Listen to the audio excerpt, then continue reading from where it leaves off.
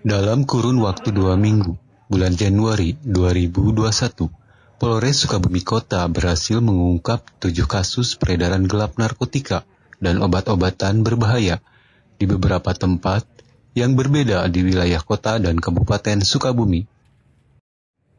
Dalam keterangan persnya, Senin 18 Januari 2021, Kepolisian Resor Sukabumi Kota merilis barang bukti sebanyak 3,71 gram narkotika jenis sabu-sabu dan 49 butir alprazolam, 20 butir calmet, dan 40 butir riklona. Obat-obatan masuk golongan psikotropika dan 1.767 butir heximer, 319 tramadol, obat-obatan berbahaya, serta barang-barang elektronik yang digunakan untuk kejahatan menjadi barang bukti kejahatan. Kepada polisi, menurut salah seorang tersangka mengaku dirinya mengantarkan narkoba jenis sabu-sabu dengan cara dimasukkan ke dalam tumisan makanan ke dalam lapas untuk suaminya yang juga terjerat kasus narkoba. Sedangkan menurut Kapolres Sukabumi Kota, Ajun Komisaris Besar Polisi Sumarni menyatakan, dalam modus kejahatannya, para pelaku ada berperan sebagai kurir dan pengedar, yakni dengan cara mentransfer, menempel dengan arahan alat ponsel, membeli di apotik di Cianjur, dan diedarkan di Sukabumi, serta diedarkan dalam sebuah kontrakan. Sopir apa? Angkutan mana? Apa? Pageranten. Jadi sejak akhir Desember sampai dengan sekarang. Adapun TKP-nya ada di beberapa tempat, yaitu di Lapas ya, ada di Lapas, Nyomplong, Kota Sukabumi, kemudian di Kecamatan Sukaraja, kemudian di Kecamatan Kebon Pedes, Dampit, di Kecamatan Cikole, dan di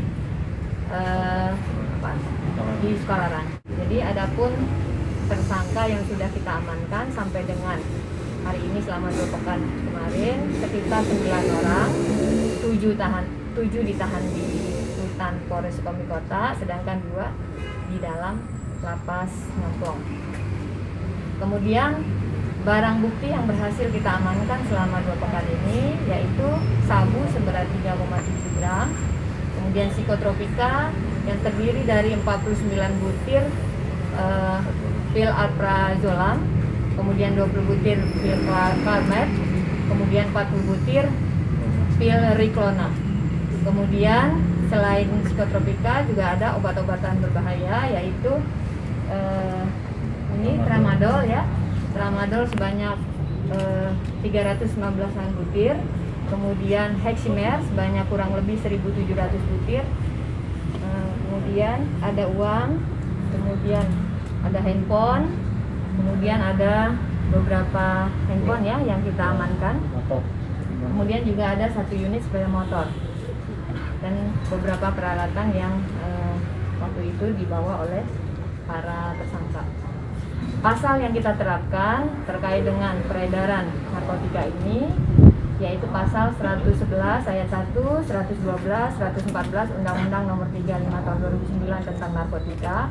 Ancaman maksimalnya kurang lebih 20 tahun. Kemudian Undang-Undang Kesehatan Nomor 36 Tahun 2009 pasal 196, 197.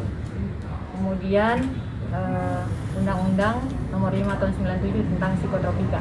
Ancaman maksimalnya 5 tahun.